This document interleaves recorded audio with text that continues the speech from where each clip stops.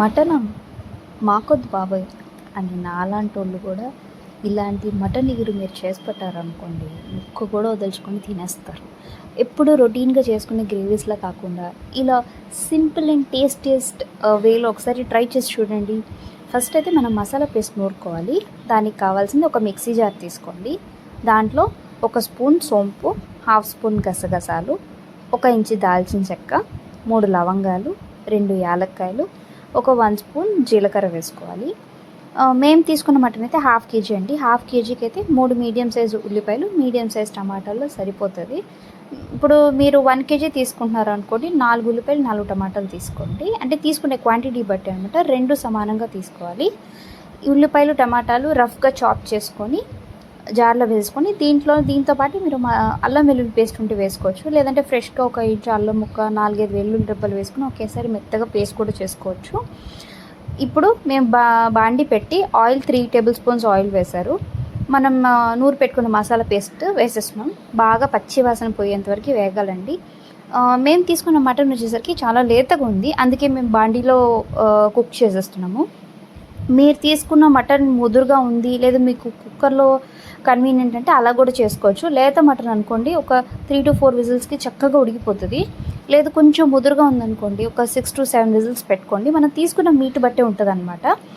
ఇప్పుడు మనం మసాలా పేస్ట్ వేసేస్తున్నాం కదా, బాగా ఆయిల్ ఫ్రై చేసిన తర్వాత దాంట్లోనే ఒక 1/2 స్పూన్ పసుపు, 1.5 టేబుల్ స్పూన్ కారం, కొంచెం కరివేపాకు, 1 పచ్చిమిర్చి చీలిక, అంటే మీరు తినే కారం బట్టి అడ్జస్ట్ చేసుకోండి పచ్చిమిరపకాయ కారం.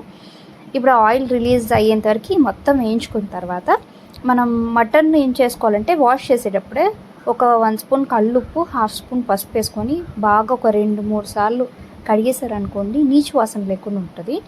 సో అలా తీసుకున్న మటన్ వేసేసుకొని దాంతోపాటే రుచికి సరిపడా ఉప్పు వేసుకొని బాగా కలయబెట్టేసుకొని మీరు మూత పెట్టారనుకోండి, ఒక 5 నిమిషాలు వదిలేసారంటే మగ్గిన తర్వాత దాంట్లోంచి వాటర్ రిలీజ్ అవుతుంది. ఇప్పుడు బాగా కలిపేసిన తర్వాత ముక్క మునిగేంత వరకు నీళ్ళు పోసుకోండి. మాకైతే ఒక 1.5 గ్లాస్ పట్టింది వాటర్. బాగా కలిపేసుకోండి. ఈ స్టేజ్లో మీరేం చేస్తారంటే కొంచెం ఉప్పు కారం అది అడ్జస్ట్ చేసుకోండి. కొంచెం తగ్గింది అనుకుంటే ఇప్పుడు వేసేసి బాగా మిక్స్ చేసేసుకొని ఇంకా మూత పెట్టేసుకోవడమే. ఇప్పుడు హై ఫ్లేమ్లో పెట్టేసుకొని మూత పెట్టేసి ఒక 10 నిమిషాలు ఉడకపెట్టారనుకోండి, మీకు ఆల్మోస్ట్ గ్రేవీ కన్సిస్టెన్సీ వచ్చేస్తుంది. చూసారా, థిక్గా అయిపోయింది, ఆయిల్ కూడా రిలీజ్ అయింది. సో ఈ స్టేజ్లో ఉన్నప్పుడు, అంటే మాకు కొంచెం ఇగురుగా కావాలని మేము ఈ స్టేజ్లోనే ఆపేసి అనమాట. మీకు కొంచెం గ్రేవీగా కావాలనుకుంటే కొంచెం వాటర్ యాడ్ చేసుకొని ఇంకా దించేసుకోవడమే. ఇంకా ఫైనల్గా కొత్తిమీర చల్లుకొని డిష్ అవుట్ చేసుకోవడమే. ఇలా మీరు మటన్ గ్రేవీ ఇంట్లో చేసి పెట్టారంటే మిమ్మల్ని మెచ్చుకోకుండా ఉండలేరండి. మీకు ట్రై చేసి ఒకసారి కామెంట్ సెక్షన్లో నాకు చెప్పండి ఎలా వచ్చిందో.